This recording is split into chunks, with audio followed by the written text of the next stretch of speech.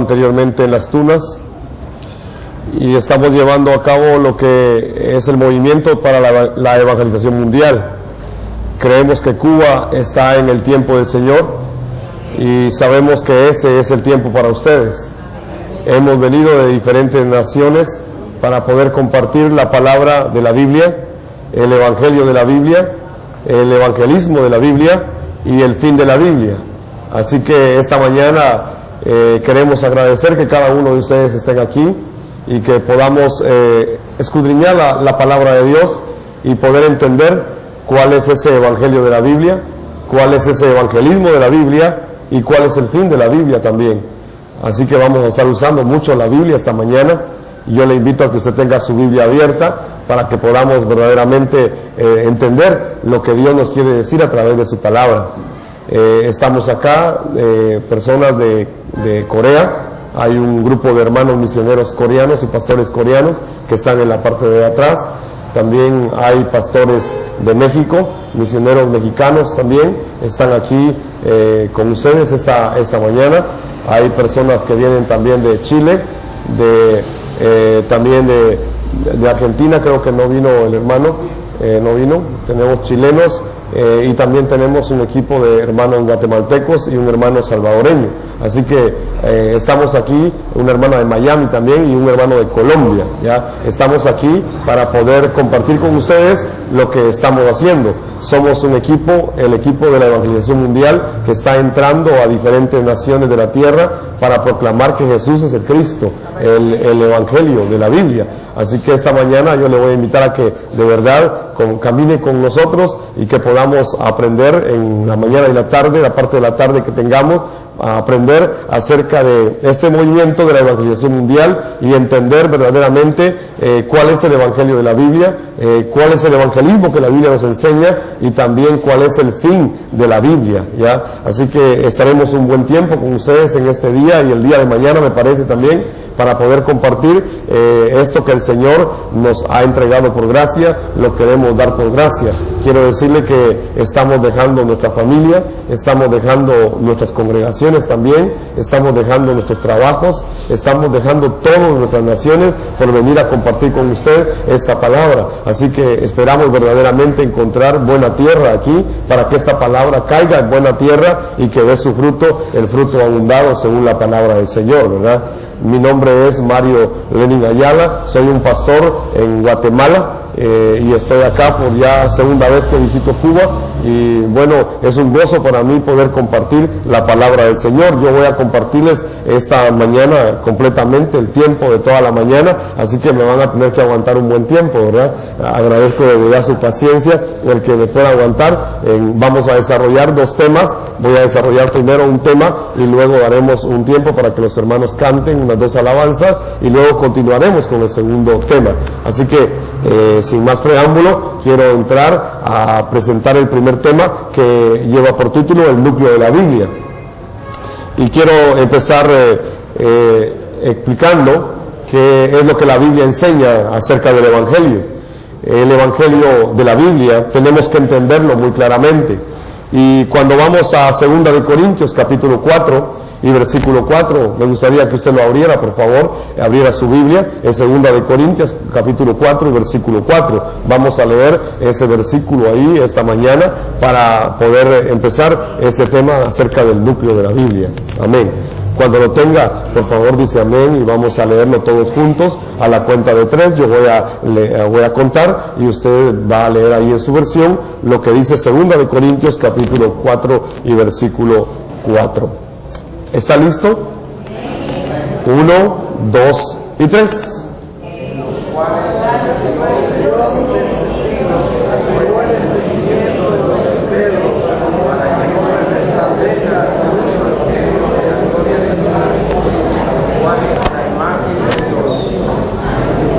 Amén, vamos a orar. Señor, te bendecimos, te damos a ti la gloria, te damos la honra, Señor del cielo. Reconocemos que tú eres soberano sobre nuestras vidas. Reconocemos, Señor, que tu señorío está sobre nosotros, Padre eterno. Por eso oramos, Señor, delante de ti a través de Jesús, quien es tu Hijo amado, el Cristo, Señor del cielo. Nos acercamos al trono de tu gracia esta mañana. Te damos gracias por este tiempo, Señor, donde tu palabra será expuesta, donde tu palabra, Señor, será recibida, Padre, por aquellos que tienen un corazón dispuesto a esta palabra, Señor del cielo. Oramos, Señor, para que el horario, Señor, tuyo se cumpla sobre estos hermanos que están aquí en este lugar, Señor, de Pilares del Río, Señor del cielo. Oro, Señor del cielo, para que venga el cumplimiento de tu horario, Señor, sobre esta tierra. Oro, Padre, para que los remanentes que tú tienes preparados, Señor, sean despertados a través de esta palabra, Señor del cielo, y que verdaderamente suceda la evangelización mundial desde Cuba, Señor del cielo, hacia toda Latinoamérica, Padre bendito. Oro, Señor del cielo, para que verdaderamente la plenitud de tu Santo Espíritu venga, Señor, y suceda la obra, Señor, que tu Santo Espíritu vino a cumplir sobre la tierra, Padre. Ponemos este tiempo delante de ti. Rogamos, Señor, que tú nos guíes, que nos dé la gracia, el entendimiento, la sabiduría, Señor, para poder ministrar esta palabra, y que verdaderamente esta palabra, Señor, haga lo que tú ya le enviaste a hacer, Señor, en cada corazón, en el poderoso nombre de Jesús el Cristo. Amén, Señor, y amén. ¿Cuántos dicen amén esta mañana? La Biblia dice que el Dios de este mundo, quien es Satanás, ha oscurecido el entendimiento de aquellos que no van a creer, que no pueden creer, para que no les resplandezca la luz del Evangelio de Cristo. Y es que exactamente esa es la obra de Satanás. Satanás ha oscurecido este Evangelio. Y nosotros hemos visto cómo este Evangelio está oscurecido en los diferentes países a donde hemos ido. No se está predicando lo que la Biblia nos está diciendo. No se está predicando el núcleo de la Biblia. No se está predicando la verdad fundamental de toda la Biblia. Y entonces por eso estamos entrando a las naciones, para que verdaderamente podamos encontrar a los discípulos que puedan entender el núcleo de la Biblia. Así que esta mañana yo espero que usted pueda comprender cuál es el verdadero Evangelio que la Biblia nos habla. Porque hoy se está predicando muchas cosas, pero se ha olvidado del mensaje central, y eso es porque Satanás ha cegado el entendimiento incluso de la iglesia, para que no puedan entender este mensaje central de toda la Biblia. Yo le estaré enseñando cuál es el núcleo de la Biblia en este primer tema, y en un segundo tema le explicaré cómo fue creado originalmente el ser humano. Así que le voy a invitar también a que vaya conmigo a 2 Corintios capítulo 11, versículo 3 y 4. El apóstol Pablo en 2 Corintios capítulo 11, versículo 3 y 4 está exponiendo los 3 grandes peligros que podrían venir sobre la iglesia, y que verdaderamente hoy los estamos viendo llegar a la iglesia de este tiempo. El apóstol Pablo le habla a los corintios de esa manera en 2 Corintios capítulo 11, versículo 3 y 4. Espero que usted ya lo tenga y que lo podamos leer todos juntos. ¿Está listo? ¿Sí? 1, 2 y 3.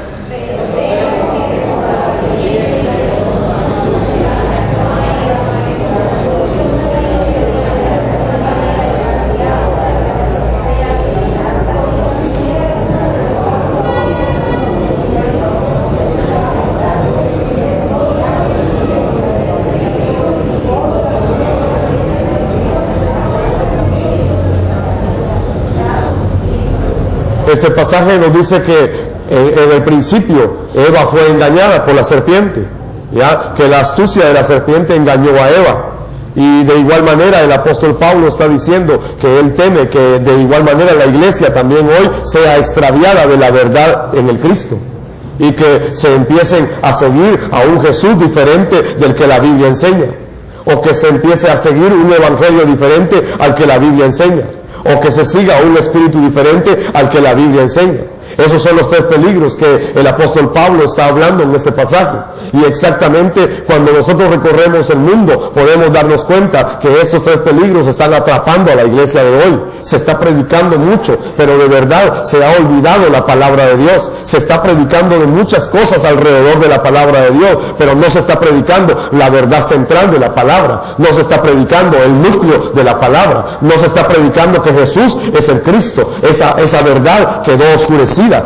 Si usted revisa las predicaciones de los años 50 más o menos, va a ver, usted se dará cuenta que ahí la predicación estaba fundada en que Jesús es el Cristo, pero a partir del año 1950 hacia adelante, usted mira que ese mensaje se desapareció, se oscureció, ya no está presente en los púlpitos, ya no se está predicando acerca de que Jesús es el Cristo, se están predicando un montón de cosas, se predican tendencias humanistas, se predica incluso hasta cuestiones esotéricas, ya se están predicando un montón de cosas, pero de verdad el evangelio de la Biblia se está olvidando, y entonces tenemos que volver a la palabra de Dios, tenemos que volver al núcleo de la Biblia, tenemos que volver a Jesús como el Cristo, así como la palabra lo enseña, y dejar de lado todo esto que verdaderamente tiene engañada y tiene oscurecida la verdad de la Biblia, y entonces ha extraviado la vida de la iglesia. Yo puedo darle testimonio, he caminado en 4 continentes últimamente y he visto verdaderamente cómo este mensaje, usted escucha a los grandes predicadores de hoy y no hablan de Jesús el Cristo, hablan de prosperidad,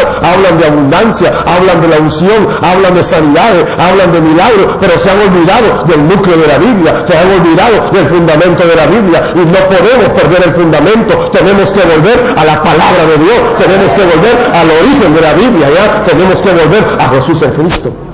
Amén. Entonces, esos 3 grandes peligros que Pablo menciona se están dando hoy. La gente quiere oír a un Jesús diferente del que la Biblia dice. ¿Cómo se conoce a Jesús? La gente conoce a Jesús como el Jesús que nunca creció. Entonces le dicen Jesucito, mi Jesucito. Le voy a orar a mi Jesucito que me dé algo. Le voy a pedir a mi Jesucito porque yo amo a mi Jesucito. Y entonces nunca creció, es un niño, ¿ya? Es un niño que nunca creció. Parece que eso lo trajeron de algún lado, ¿verdad? Y entonces tienen esa creencia y piensan que Jesús es ese niño que nunca creció. Pero de verdad, Jesús el Cristo no es un niño, Él es Dios.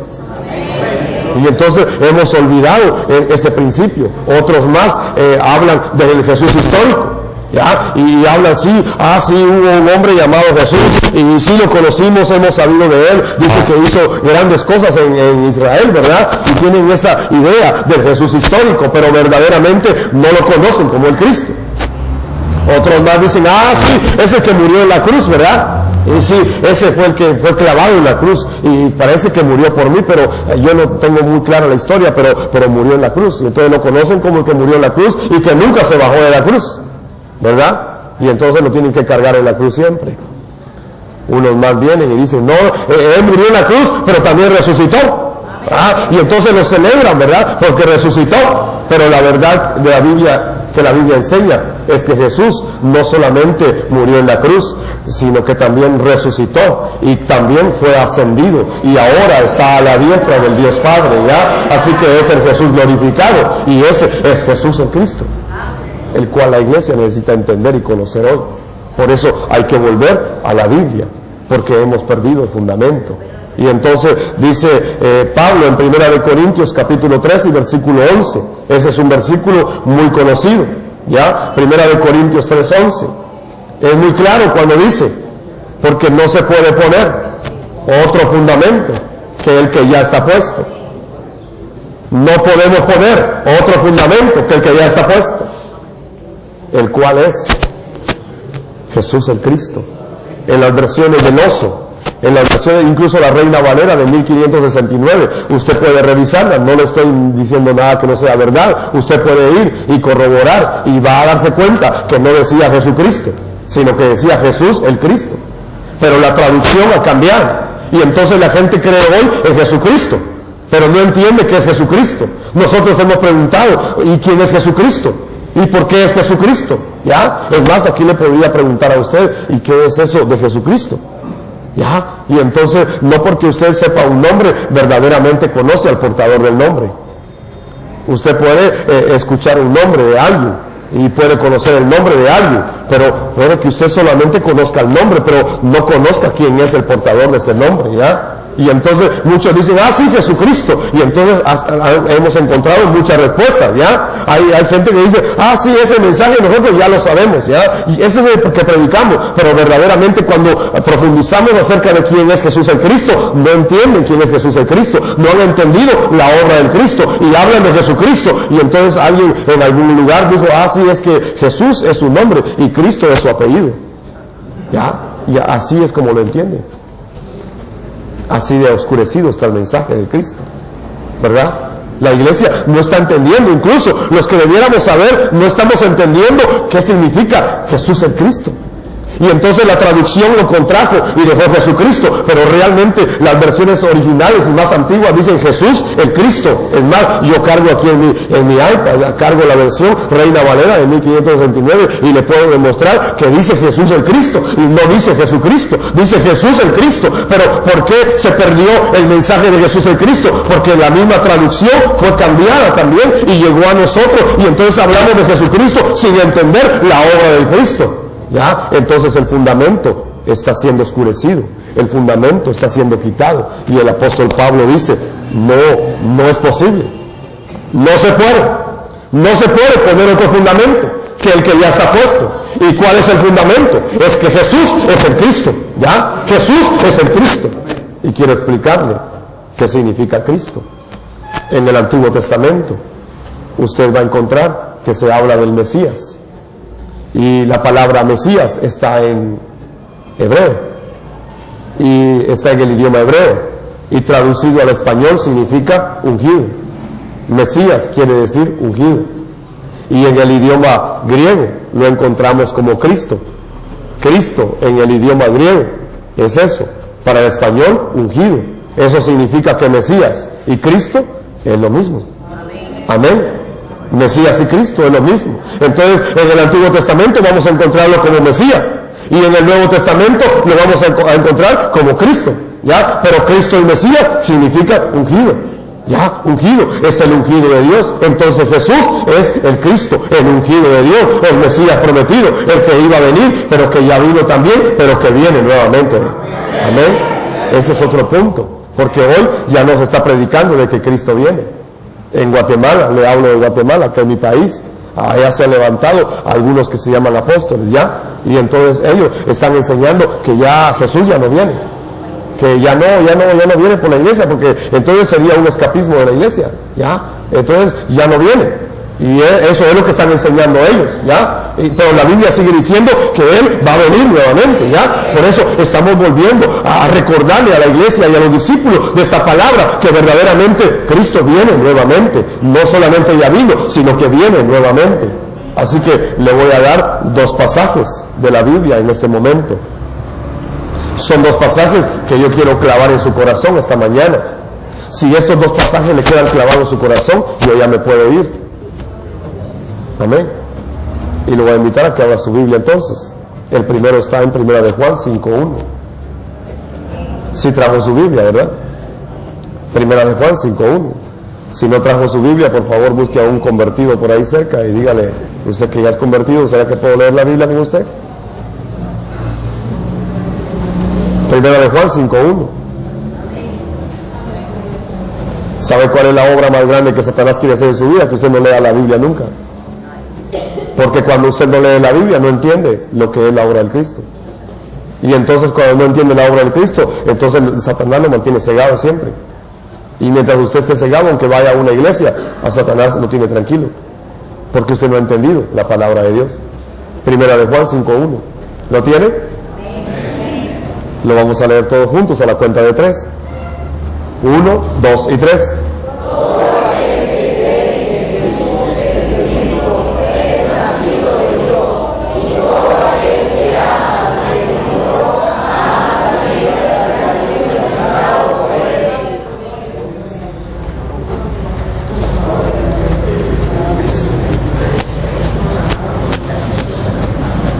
Pregúntale que tiene a su lado, ya son nacidos de Dios. Si tú no crees, si tú puedes llegar a creer que Jesús es el Cristo, has nacido de Dios, y no. Por favor, pregúntale que tiene a su lado, ¿ya naciste de Dios? ¿Cuántos creen que Jesús es el Cristo entonces? Ya me puedo ir. ¿De verdad usted cree que Jesús es el Cristo? Le estoy dando la Biblia, no le he venido a dar otra cosa, es la Biblia. Dice que aquel que cree que Jesús es el Cristo es nacido de Dios. El que cree que Jesús es el Cristo es nacido de Dios. Así que si usted puede llegar a creer que Jesús es el Cristo, entonces usted es nacido de Dios. Pero si usted no entiende qué significa el Cristo, entonces ¿cómo va a estar seguro de esto? Y como todavía algunos no están muy claros de este versículo, entonces les voy a dar el segundo para ustedes. Está ahí en 1 de Juan, capítulo 2 y versículo 22.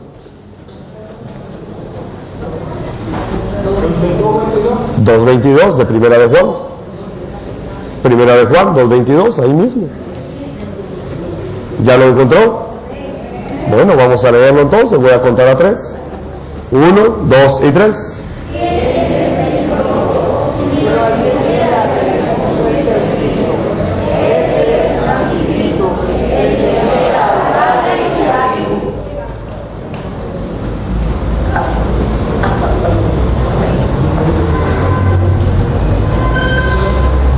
Diga que tiene a su lado, no seas. No seas. El que niega que Jesús es el Cristo es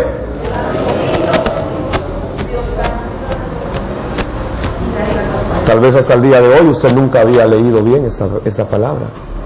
Tal vez hasta el día de hoy usted no lo había entendido. Así que anteriormente de esta palabra, de haber entendido esta palabra, posiblemente fuimos anticristos. Entonces quiero compartirle qué significa que Jesús es el Cristo. Quiero compartirle para que usted de verdad sea nacido de Dios y que de verdad usted no sea un anticristo. Porque el problema de la iglesia de hoy es que se volvió anticristiana y no está predicando que Jesús es el Cristo y está negando que Él es el Cristo. Y están predicando doctrinas, sí, pero doctrinas, están predicando teología, pero no el Evangelio. Están predicando estrategias, sí, pero no el Evangelio. Están predicando métodos, sí, pero no el Evangelio. Incluso están hablando de evangelismo, pero no el Evangelio. Y aun cuando salen a evangelizar, no llevan el Evangelio de la Biblia, porque desconocen quién es el Cristo, ¿ya? Y entonces no tienen la verdad de Dios en su vida todavía, aunque van a una iglesia. Diga conmigo, ay, ay, ay. Tenemos que volver a la Biblia y entender la Biblia verdaderamente. ¿Cuántos de los que están aquí creen que Jesús es el Cristo entonces? Ya no lo niega, ¿verdad? Llevo 10 minutos ahorita.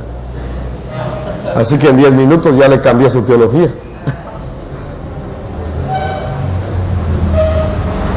Con esta verdad se botan un montón de cosas. Yo soy un pastor. Desde los 14 años conocí al Señor.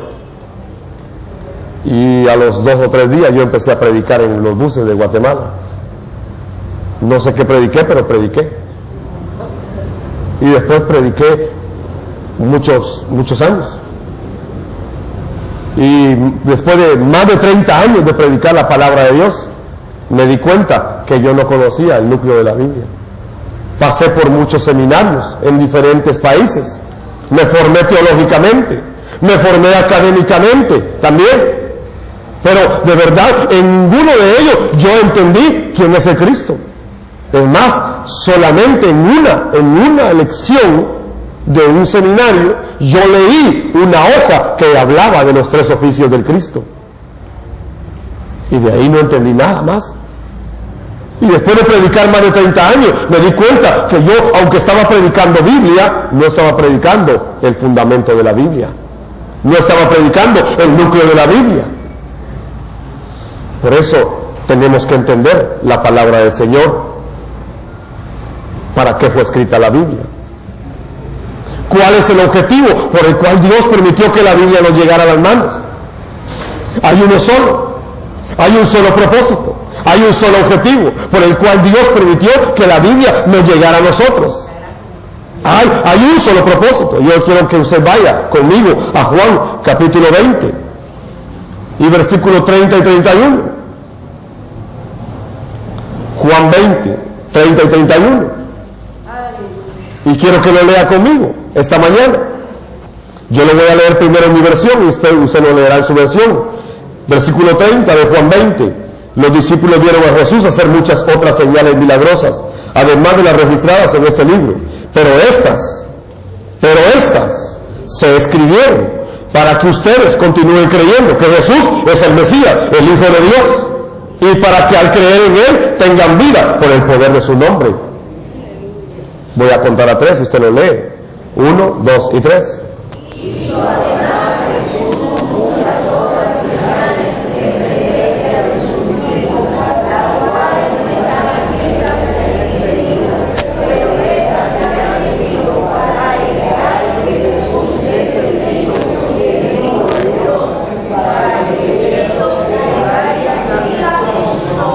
¿Para qué se escribió la Biblia entonces?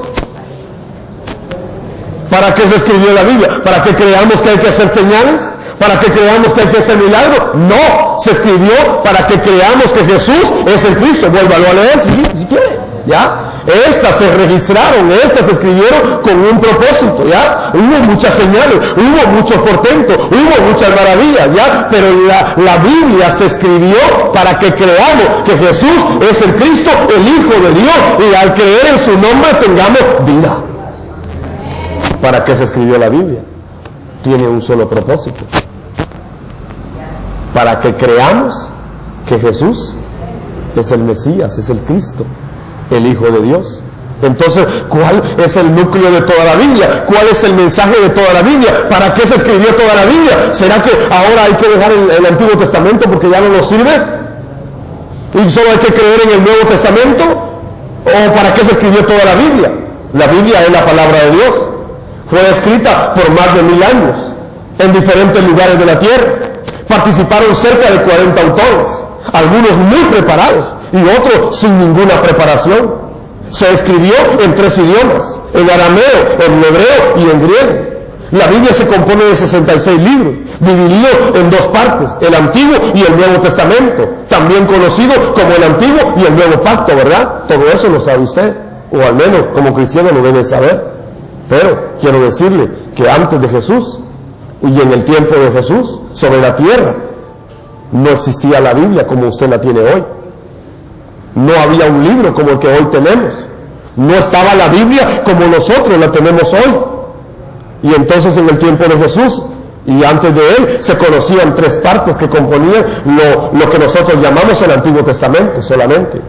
¿Ya? ¿Cuál era la base entonces sobre la cual predicaron los apóstoles y Jesús mismo? ¿Sobre qué predicaron? Sobre el Antiguo Testamento. Entonces, ¿por qué queremos descartar el Antiguo Testamento? ¿Ya? No, tenemos que creer lo que la Biblia dice. Y esas 3 partes ya se llamaban las Escrituras. Las Escrituras, compuestas por los libros de Moisés, por los Salmos y por los profetas. Esos 3 grandes grupos integraban las Escrituras. Y entonces cuando Jesús viene, habla de las Escrituras, porque era lo que el pueblo de Dios tenía. Eran las Escrituras, no era la Biblia, eran las Escrituras. Y esas Escrituras daban testimonio de Él totalmente. Por eso allá en Juan 5, 39 y 40, que es lo que Jesús dice, ¿ya? Dice escudriñar. ¿Qué? Las Escrituras. Escudriñar las Escrituras. Escudriñen las Escrituras.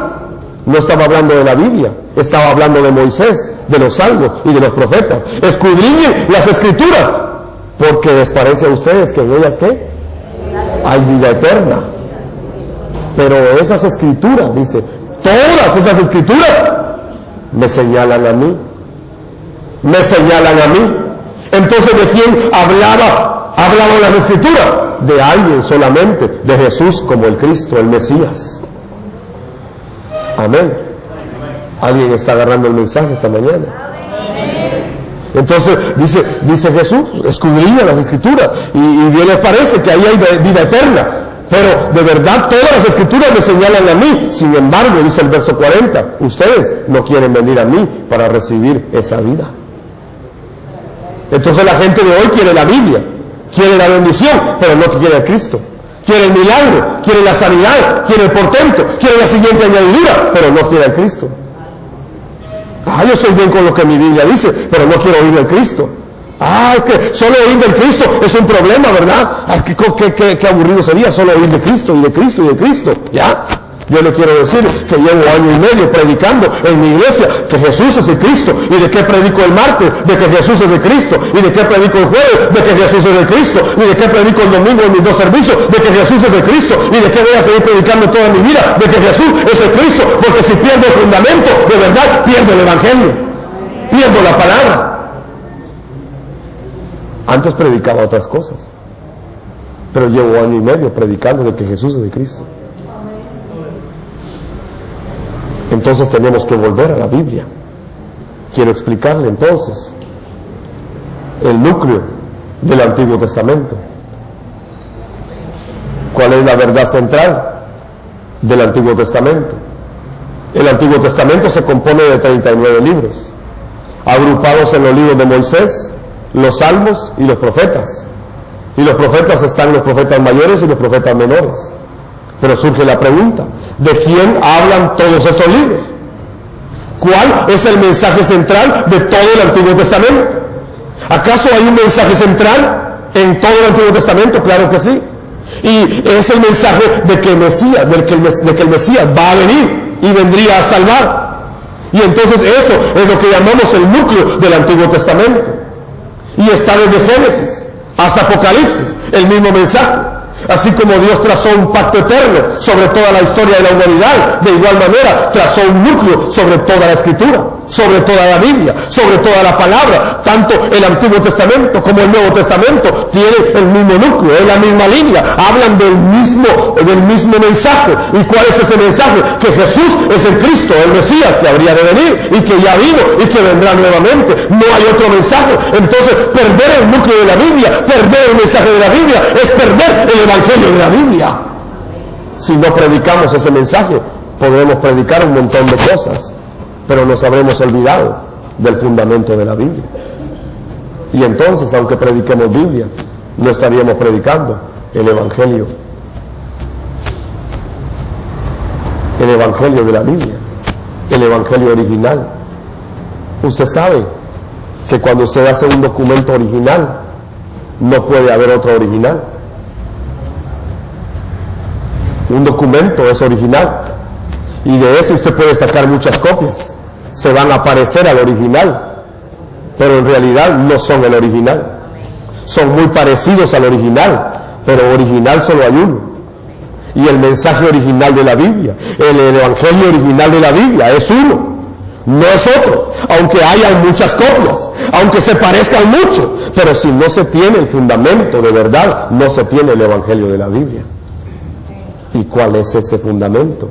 Que Jesús es el Cristo. Y se lo voy a mostrar desde el primer libro de Génesis. Génesis capítulo número 1 y versículo 2 dice que la tierra tenía 3 grandes problemas. Estaba ¿cómo? Desordenada, vacía, ¿y qué más? Y habían tinieblas alrededor de la tierra. ¿Sí? Estaba desordenada, vacía, y había tinieblas alrededor de la tierra. Cuando una persona no tiene la verdad de la Biblia, vive desordenadamente, vive con vacíos en su corazón y las tinieblas rodean su vida. Ese es el problema de toda la humanidad. El ser humano vive de esa manera cuando está separado de Dios. Y entonces hay que volver a ese punto, a entender ese punto. Y entonces, ¿qué fue lo que Dios hizo? En el versículo 3 al 5, usted puede leer ahí, y dice, sea la luz. Entonces, para arreglar el vacío, el desorden y las tinieblas, ¿qué fue que la luz? Dijo Dios, sea la luz. Esa luz original, esa luz primigenia, esa luz admirable, ¿de quién nos está hablando? Es un símbolo, ¿ya? Es un símbolo que nos anuncia a alguien, ¿ya? Que va a venir a resolver los 3 problemas que la creación tiene. el vacío, el desorden y las tinieblas. Iba a venir alguien, iba a venir la luz. Está diciendo, yo levantaré una luz que va a arreglar el vacío, que va a arreglar el desorden y que va a anular las tinieblas. Era el mensaje desde el libro de Génesis. ¿Y quién era esa luz admirable? El Evangelio de Juan dice que él era la luz. Era la luz de los hombres. ¿Quién era él? Jesús el Cristo. Entonces, ¿de quién está hablando Génesis capítulo número 1? Aún no había sido creado el primer día y ya él estaba ahí. Por eso es que él está desde el principio con Dios.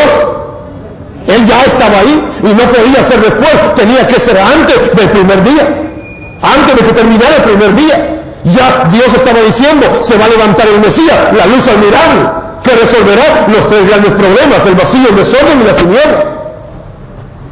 Eso era lo que el Señor estaba anunciando desde el libro de Génesis, capítulo número 1.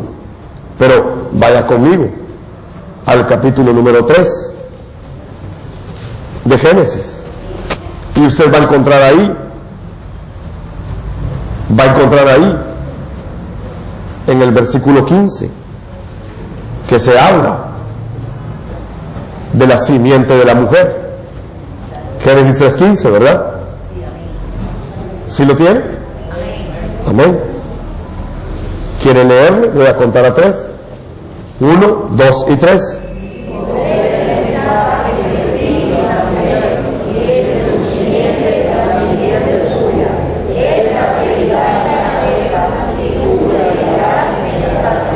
¿De quién está hablando la Biblia ahí en Génesis 3:15?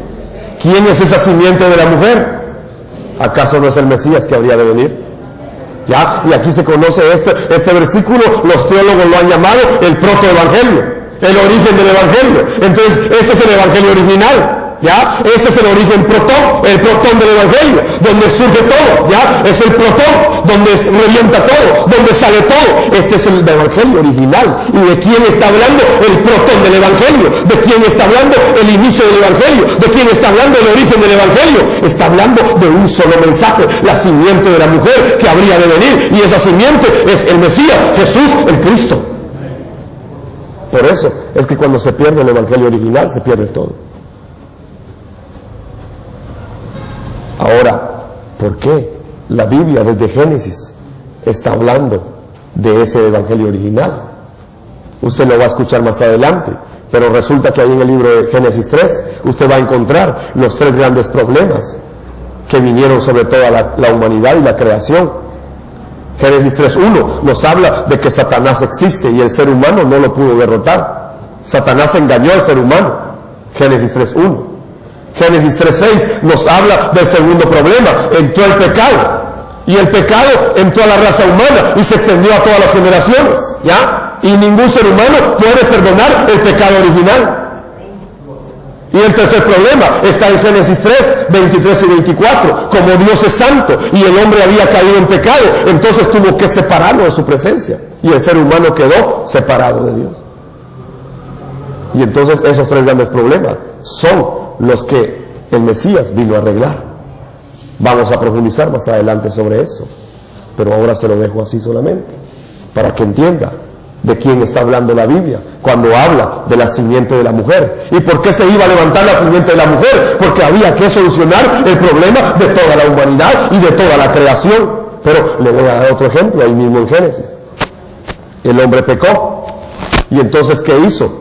Cuando se sintió pecador, dice que se vio desnudo. Y entonces, ¿qué fue lo primero que el ser humano hizo? Se cosió delantales con hojas de higuera, con hojas de parra. Pero de verdad, si usted se cose un delantal o un vestido con hojas, ¿cuánto le va a durar? ¿Sabe por qué? Porque el hombre quedó separado de Dios, y entonces empezó a buscar sustitutos. Y entonces inventó la religión, inventó la filosofía, inventó los sacrificios, inventó, ¿qué le digo yo? El conocimiento, inventó un montón de cosas, las buenas obras, y creyó que con eso se iba a tapar, pero Dios vio y dijo, no, estás desnudo.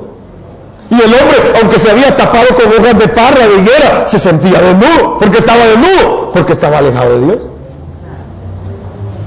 Y entonces, ¿qué hizo Dios?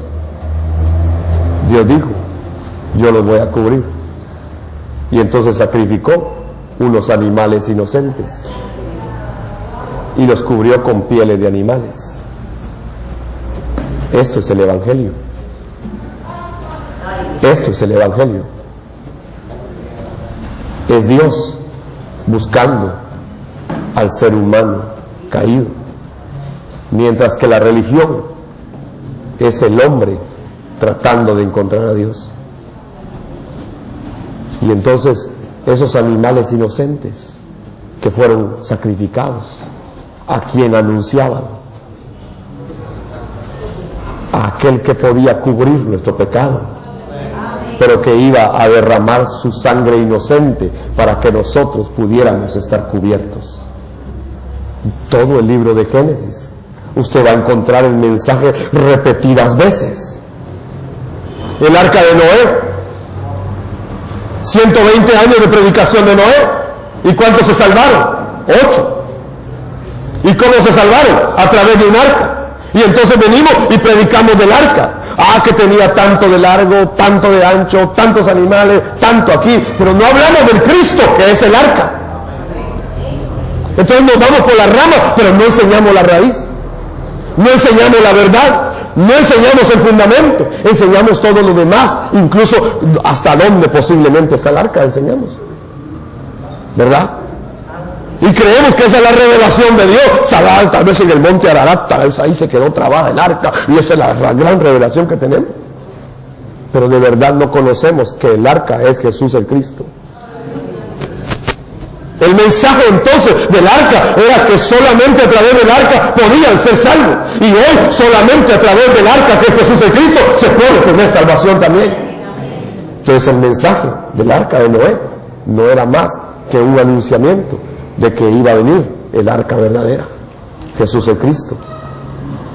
Cuando Abraham lleva a su hijo Isaac y lo va a sacrificar al monte Moria, ¿sí? Y aquel muchacho mira a los sirvientes con la leña y el fuego y mira a su padre, y entonces le pregunta: Padre, ¿dónde está el cordero? Padre, ¿dónde está el cordero? Y el padre le dice: Jehová proveerá. En el monte la provisión de Dios será vista. Esa es la traducción correcta de Jireh. En el monte tu provisión será vista. ¿Qué estaba diciendo Abraham? Ya, Dios va a proveer un cordero en el monte. ¿Murió Isaac? No. Había un cordero sustituto. ¿Y a quién anunciaba ese cordero sustituto en el monte de la muerte?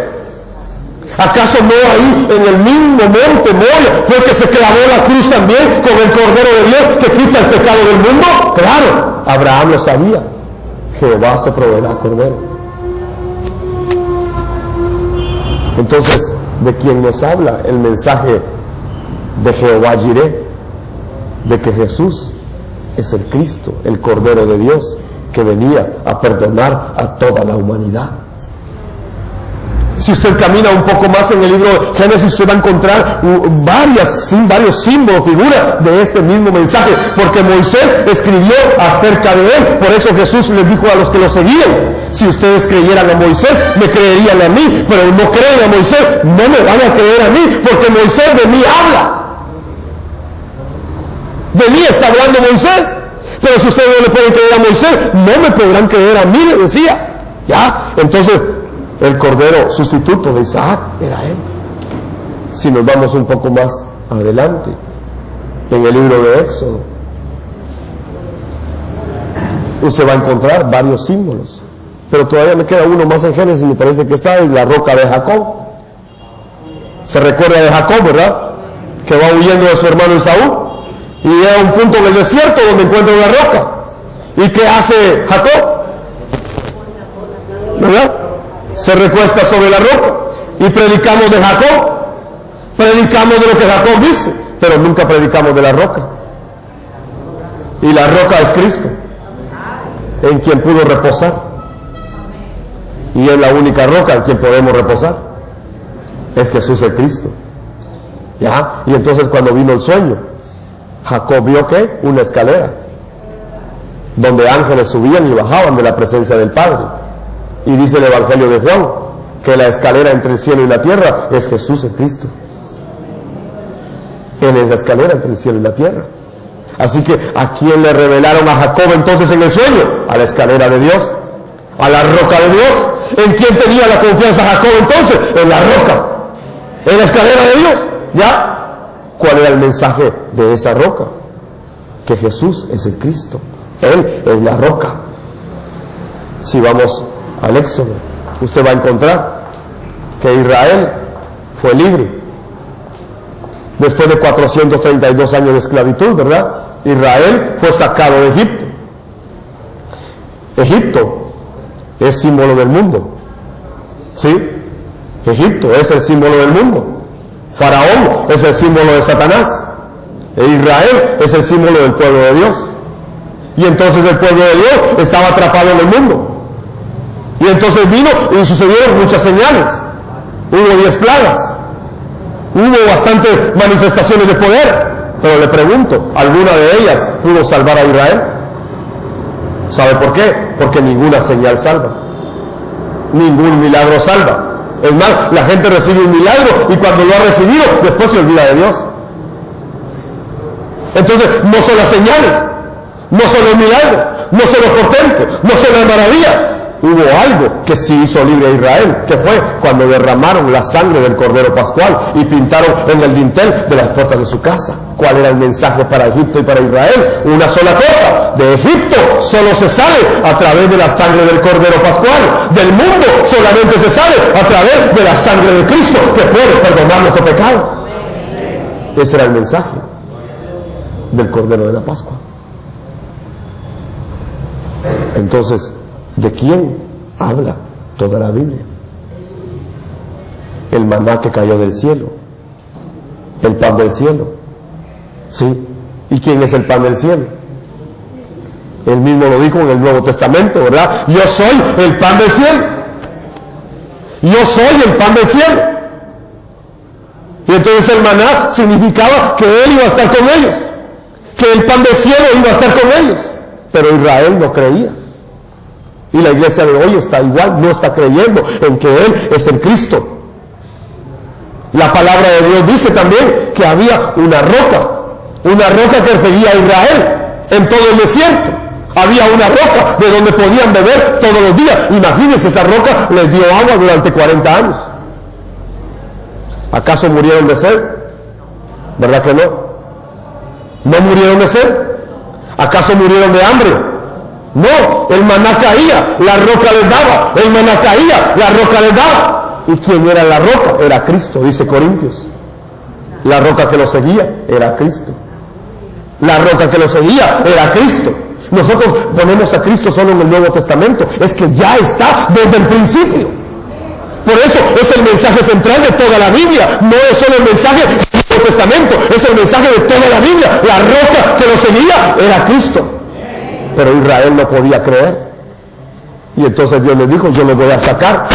Y llegó el día señalado y lo sacó de Egipto. Y entonces vieron al ejército perseguirlo. Y entonces corrieron y se angustiaron porque no creían. Y vieron el mar cerrado. Y entonces dijeron: ¿para qué nos sacaste a morir aquí? No creían. Pregunto, ¿Dios mató al ejército? ¿Dios mató al ejército egipcio? ¿Verdad que lo mató? Entonces el ejército egipcio no era el problema. ¿Dios abrió el mar? Entonces el mar tampoco era el problema. ¿Cuál era el problema de Israel? Que no creían que Jesús es el Cristo, que estaba con ellos. Y entonces los metió al desierto. Y entonces empezaron a quejar. Y empezaron a pedir comida. Y entonces les mandó maná. Y les puso la roca. Y entonces se seguían quejando, ¿verdad? Se seguían quejando. Y no creían que Él era el Cristo, el que ya estaba con ellos. Y entonces les dijo: yo les voy a dar todo.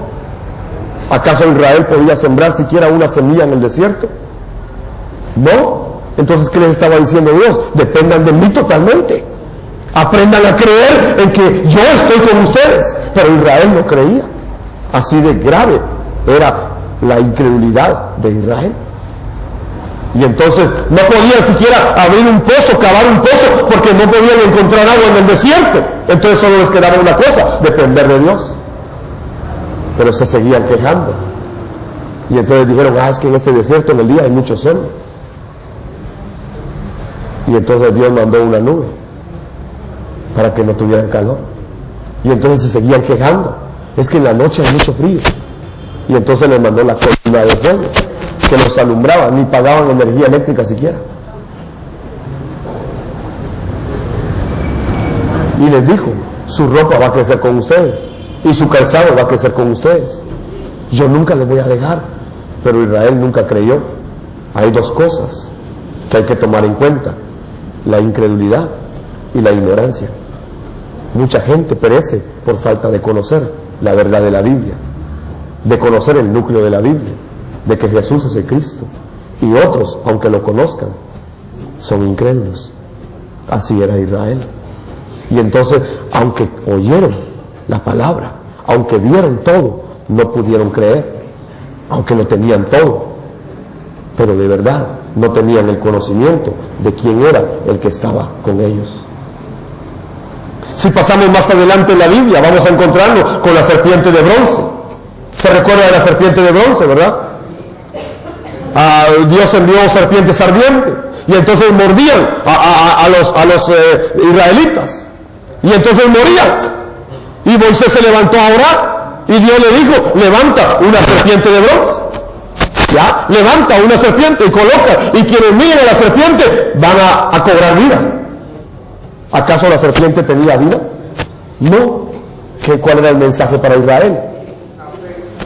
Por eso en el Nuevo Testamento dice: así como la serpiente fue levantada en el desierto, así el Hijo del Hombre será levantado en una cruz. ¿De quién era el mensaje de la serpiente entonces?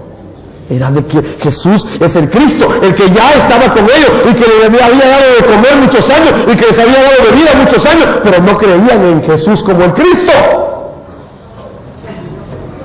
¿Acaso tenían que hacer algo más? ¿Acaso había un médico prominente entre ellos en el desierto que hubiese inventado un antídoto para darles inmediatamente, y que cuando mordía la serpiente no muriera? No había médico, no había medicina, había la señal de la serpiente que iba a ser levantada, y esa señal era que Jesús es el Cristo. Que se requería solamente obedecer y creer lo que Dios había dicho. Pero ¿sabe qué hizo Israel? Después de un tiempo empezó a adorar la serpiente de bronce, a tal grado que el rey Ezequías más adelante tiene que quemarla, tiene que fundirla, porque la empezaron a adorar, pero no entendieron el mensaje de que Jesús es el Cristo. ¿Por qué? Porque se enfocaron en la señal únicamente, se enfocaron únicamente en ver la señal, pero no entendieron el mensaje de la señal. Y todas las señales evidencian que Jesús es el Cristo. Entonces no debe estar nuestro énfasis en la señal, el milagro, el portento, sino en quién hace el milagro, quién hace el portento, el portador de la luz, que es Jesús el Cristo, el núcleo de toda la Biblia. Podemos encontrar también el invisible, a quien miraba Moisés. Dice la Biblia que Moisés se sostuvo como viendo al invisible. Y Colosenses 1:15 dice claramente que Jesús, el Cristo, es la imagen visible del Dios invisible. Entonces, ¿a quién miraba Moisés? A Jesús el Cristo. A tal punto que prefirió dejar los deleites de Egipto y sufrir por causa de Cristo. Así lo dice Hebreos. Entonces, ¿en quién estaba puesta la mirada de Moisés? En el Cristo. Si nos vamos al libro de Levítico, usted va a encontrar las ofrendas de Levítico, el holocausto de Levítico, ¿ya? Y se va a dar cuenta que las ofrendas eran para descargar el pecado de la nación. y se colocaban las manos sobre las ofrendas para descargar el pecado. Ya se sacrificaban machos cabríos, se sacrificaban corderos, se sacrificaban diferentes tipos de animales, palomas también, y cuando sacrificaban una paloma le abrían y le botaban la sangre, ya, y luego la mecían de esta manera, extendida, con las alas extendidas, sin quebrarle ninguno de sus huesos. Así se presentaba la ofrenda de la paloma, ya. ¿De quién estaban hablando? ¿Quiénes eran? ¿A quién representaban las ofrendas de todo el libro de Levítico?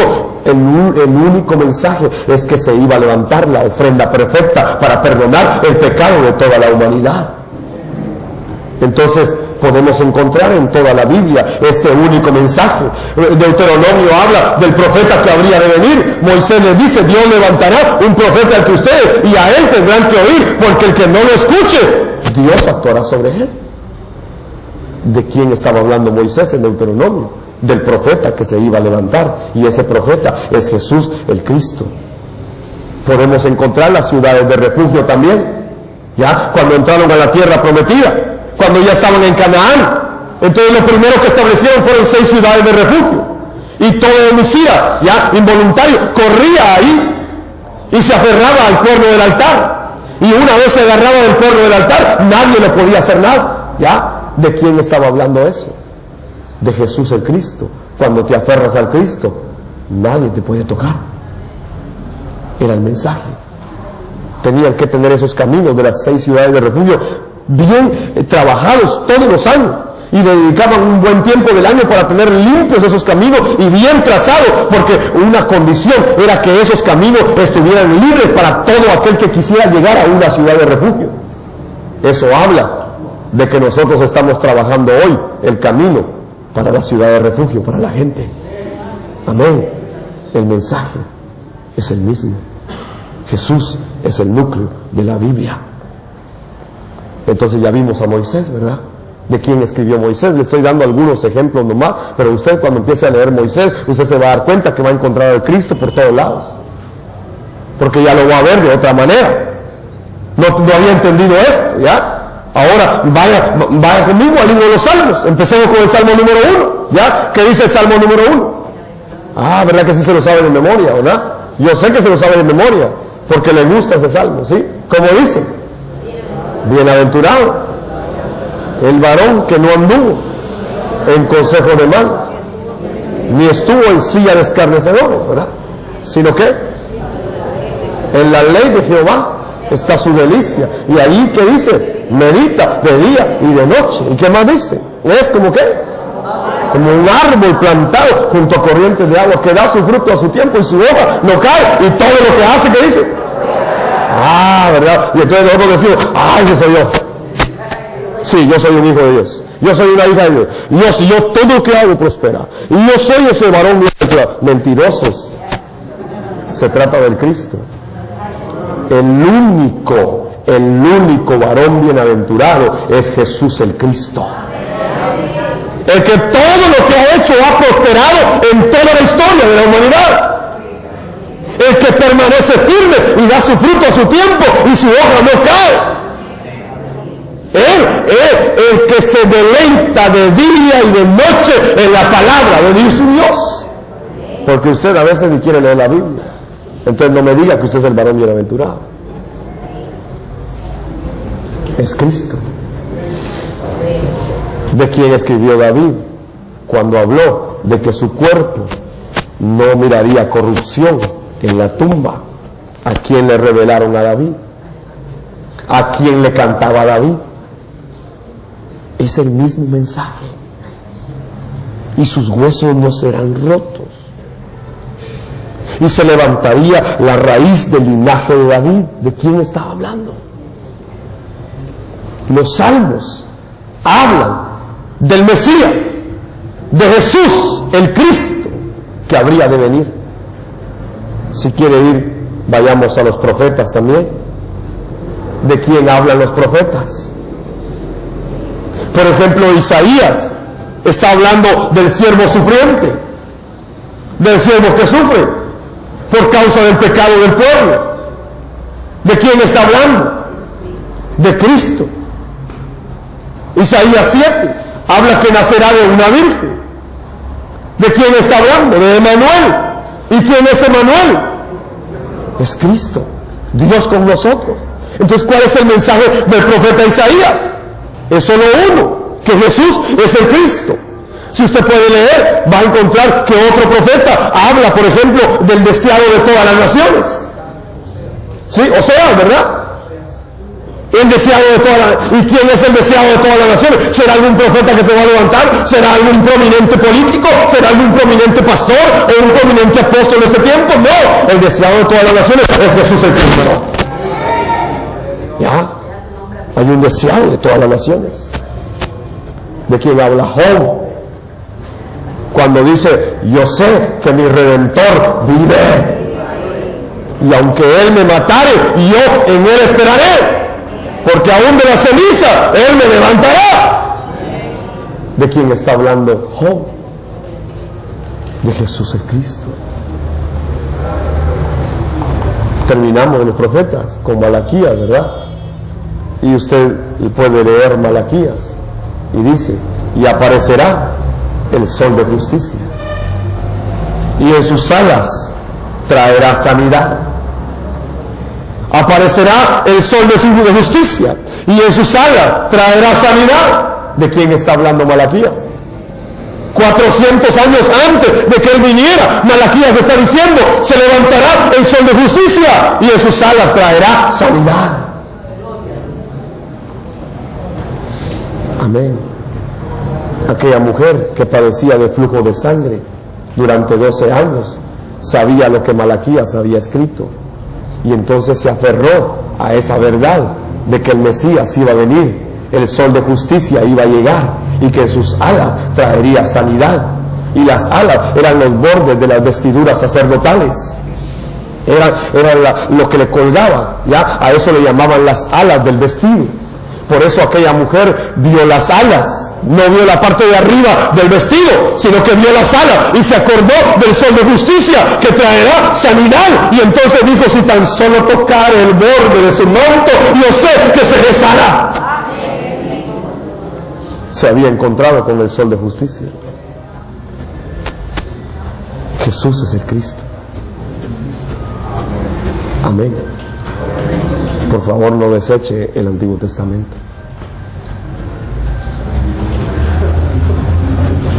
Es el único mensaje. Es el único mensaje. Entonces tenemos que entender que en toda la Biblia está ese mensaje. Por eso cuando leímos Juan 20:31, vimos que esto se escribió para que creamos que Jesús es el Cristo. Y en el Nuevo Testamento encontramos el mismo mensaje. Ese se compone de 27 libros, los evangelios, las epístolas o cartas del apóstol Pablo, y las epístolas de Pedro, de Juan, Santiago y Judas. Pero la pregunta es la misma: ¿cuál es el mensaje central? Y la respuesta es la misma, sigue siendo el mismo mensaje del Mesías que vino. Y ese Mesías es Jesús, el Cristo, que vino a salvar y a perdonar. Ese es el núcleo del Nuevo Testamento. Por eso Juan 20:31 dice, pero estas se escribieron para que ustedes crean que Jesús es el Cristo, el Hijo de Dios, y para que al creer tengan vida por el poder de su nombre. Entonces la Biblia se escribió para que conociéramos al Mesías o el Cristo, el ungido de Dios, que es Jesús, que ya vino y cumplió la función de Cristo, y para que al creer en su nombre podamos tener vida en el poder de su nombre. Los milagros sucedieron, las señales poderosas las vieron los discípulos, pero en realidad eso no era lo más importante. La Biblia se escribió para que creyéramos en Jesús como el Cristo, y al creer en Él como el Cristo recibamos vida por el poder de su nombre.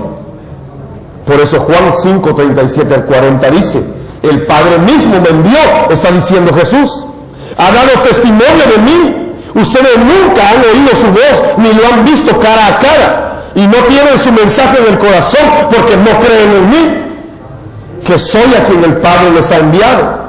Ustedes estudian las Escrituras a fondo, pero porque piensan que ellas les dan vida eterna, pero las Escrituras me señalan a mí Sin embargo, ustedes se niegan a venir a mí para recibir esa vida. Eso dijo Jesús. Quiero que vaya conmigo a otro pasaje que está en Lucas, capítulo 24, verso 44 al 48. Y quiero que lo lea conmigo. Lucas 24, verso 44 al 48.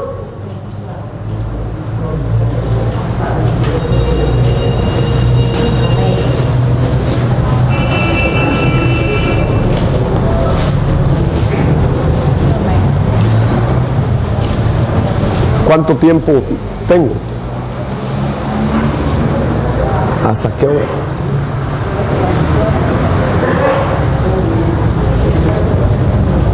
Lucas 24, 44 al 48, ¿lo tiene?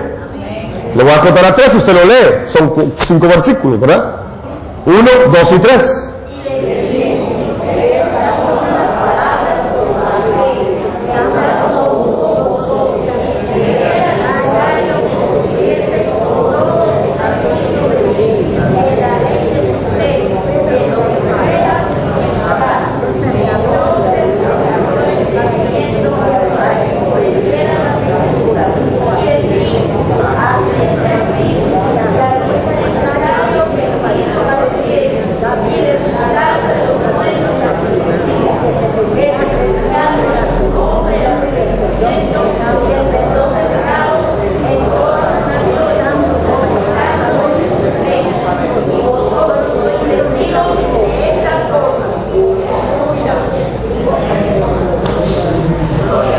¿Qué le parece?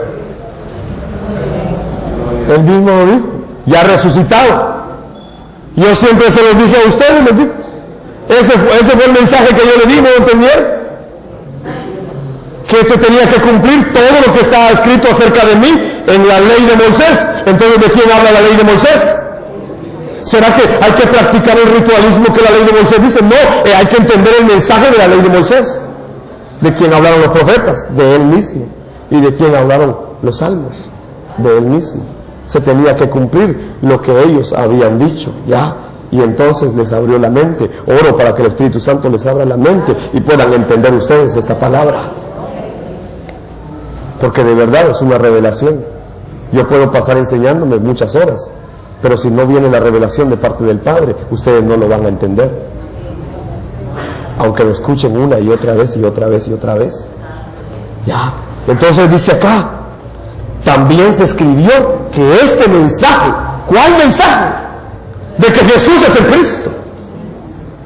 Dice, también se escribió que este mensaje se proclamaría con la autoridad de su nombre a todas las naciones, comenzando con Jerusalén. Entonces, ¿cuál es el mensaje que se debe proclamar? Es que Jesús es el Cristo. Ese es el mensaje que hay que proclamar, no es otro. Y que en ese nombre hay perdón de pecados. Y dice el último verso, ustedes son testigos. Esas cosas. Ustedes deben ser los que deben proclamar ese mensaje. De verdad, hoy se está proclamando un mensaje distinto. Las iglesias ya no están evangelizando. Y las iglesias que sí lo hacen, algunas de ellas tienen, cuando usted llama, dice, ¿quiénes son los hermanos de la comisión de evangelismo? Y aparecen 3. 3 hermanitos son los de la comisión de evangelismo. ¿Y el resto qué? Ah, bien, gracias. Si el mensaje es para todos. Si eres un apóstol, debes evangelizar. Pablo era un apóstol y decía, ay de mí si no predico el evangelio. Eres profeta, tienes que evangelizar. Ah, no, eso que lo haga el evangelista. También si eres evangelista, tienes que evangelizar. Ah, eso que lo haga el pastor. Si eres pastor, también tienes que evangelizar. Ah, eso que lo haga el maestro. Si eres maestro, también tienes que evangelizar. Perdóname, pero la evangelización mundial debe suceder con todos nosotros. Todos debemos evangelizar. el mensaje de los apóstoles. Y la iglesia primitiva siguió siendo el mismo. En Hechos capítulo 2 y versículo 36, usted va a encontrar la conclusión del primer mensaje de Pedro. Después de que se derrama el Espíritu Santo, se para Pedro en medio de aquella gran multitud y da el primer mensaje. ¿Y cuál es la conclusión del mensaje de Pedro? Dice Hechos 2:36, por lo tanto, que todos en Israel sepan sin lugar a dudas que este Jesús, a quien ustedes crucificaron, Dios lo ha hecho tanto Señor como Cristo. El mensaje de Pedro era que Él es el Cristo. Entonces no predicaron otro mensaje. Entonces decidieron dar su vida por este mensaje, que es el núcleo de la Biblia.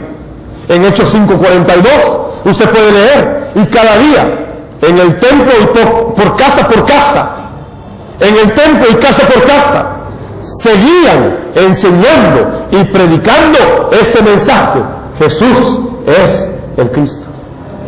¿Qué predicaban en la casa? Que Jesús es el Cristo. ¿Y qué iban a oír al templo? Que Jesús es el Cristo. Y de verdad que no es aburrido, porque es la verdad. Y entonces cuando te encuentras la verdad, tu vida cambia. El problema de los cristianos es que no tienen la verdad en su vida, y entonces están vacilantes.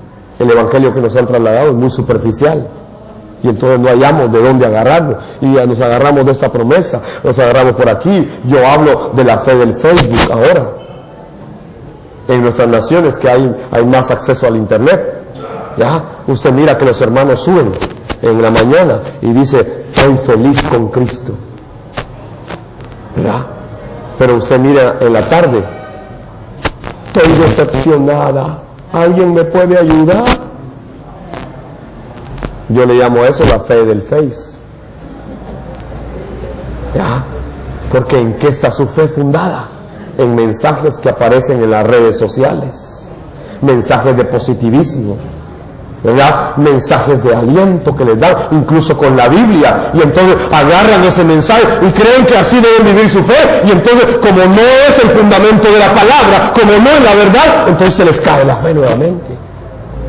Así se está viviendo la fe hoy en muchas naciones, lamentablemente.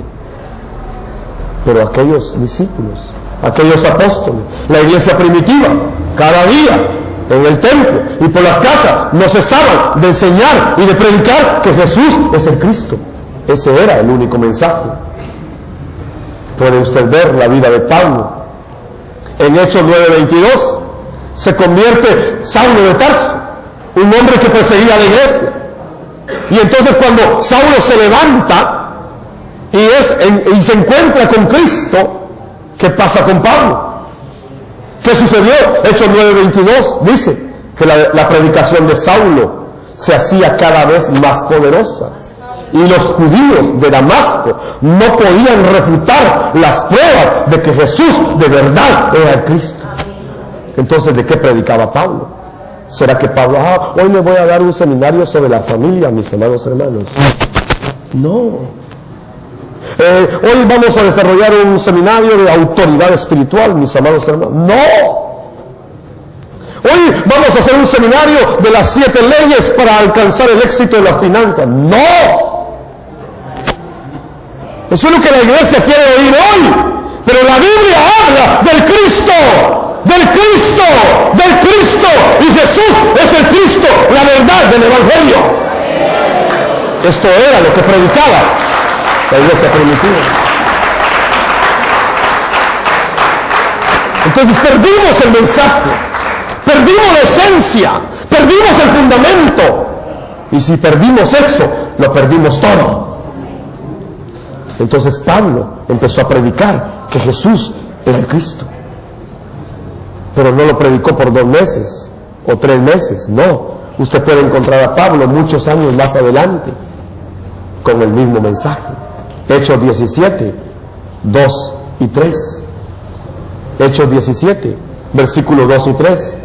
Como era su costumbre, Pablo fue al servicio de la sinagoga y durante 3 días de descanso seguidos usó las Escrituras para razonar con la gente, explicó las profecías y demostró que el Mesías tenía que sufrir y resucitar de los muertos, y decía: este Jesús de quien les hablo es el Cristo. Entonces, ¿de qué siguió predicando Pablo el resto de su vida? De un mismo mensaje: Jesús es el Cristo. Y entonces se empezaron a levantar otros discípulos. ¿Y qué predicaban esos otros discípulos? ¿Qué predicaban esos otros que se estaban levantando, entendiendo este mensaje? Seguían predicando lo mismo. El mensaje seguía siendo el mismo. Hechos 18:5. Hechos 18:5. Después de que Silas y Timoteo llegaron de Macedonia, Pablo pasó todo el tiempo predicando la palabra, testificaba a los judíos que Jesús era el Mesías, el apóstol Pablo. Hechos 18:28 dice: refutaba a los judíos en debates públicos con argumentos poderosos, usando las Escrituras. Les explicaba que Jesús es el Mesías. Aquí estaba hablando de Apolos.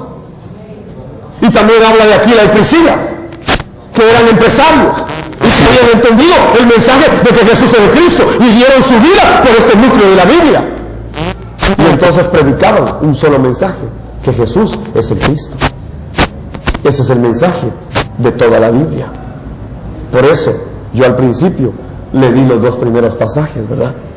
Que aquel que cree que Jesús es el Cristo es nacido de Dios, y aquel que niega que Jesús es el Cristo es un anticristo. Entonces, lo que yo le he explicado hoy es lo que se conoce como el núcleo de la Biblia, el mensaje central de la Biblia, el mensaje fundamental de toda la Biblia. Usted puede predicar de muchos temas usando la Biblia, pero si no ha entendido y no puede predicar el mensaje central de la Biblia, perdónenlo, pero perdió lo más importante, perdió lo eterno, perdió lo fundamental. Hoy la iglesia ha perdido este mensaje. Hoy la iglesia tiene oscurecido este mensaje y no lo está entendiendo, y no han entendido la obra del Cristo. Por eso es importante que usted tenga esta conclusión de su vida, que tenga esta conclusión de fe, que Jesús es el Cristo, el Mesías, que viene, pero que también vendrá de nuevo. Y entonces, aferrados a esa promesa, esperaremos, no importa lo que venga. Si viene bonanza, gloria a Dios, y si no viene bonanza, igual gloria a Dios. Pablo decía: he aprendido a estar contento, sea lo que fuere. He aprendido a estar con el estómago lleno o con el estómago vacío. He aprendido a vivir de esa manera y estar contento. Y entonces todo lo puedo en Cristo que me fortalece. Amén. Perdone si con esta palabra quiebro su concepto de fe, pero no puedo callar lo que he visto y lo que he escuchado, que Jesús es el Cristo. Amén. Y que debemos volver al núcleo de la Biblia, que debemos volver al mensaje original de toda la Biblia. Yo no sé si usted quiere hoy recibir en su corazón a Jesús como el Cristo, porque yo sé que ya lo recibió como su Salvador, pero no lo había conocido como el Cristo. Así que si usted quiere hacer esta oración conmigo, repítala, por favor. No necesita hacerla a la fuerza. Esta es una oración para aquellos que han entendido esta palabra de que Jesús es el Cristo. Padre, te doy gracias porque puedo entender a través de tu palabra que Jesús es el Cristo. Te pido perdón porque había ignorado la verdad de la Biblia, esa verdad fundamental que tu palabra enseña, y me perdí yendo por las ramas, enseñando y entendiendo otras cosas.